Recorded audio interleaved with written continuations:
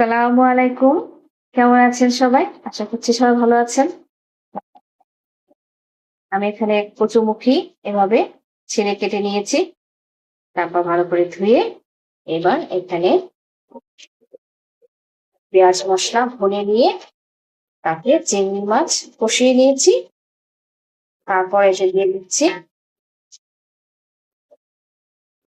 অনেক ধোয়া। এতে এবার দিয়ে দেব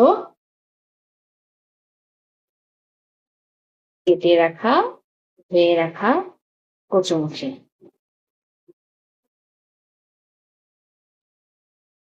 কচুমুখির সাথে চিংড়ি মাছের ঝোল। এবার কিছুক্ষণ কষিয়ে নিয়ে আমি এতে অ্যাড করবো পানি। তারপরে রান্না হবার জন্য ঢেকে রান্না করবো। এর মধ্যে কয়েকটা কাঁচামরিচ দেবো।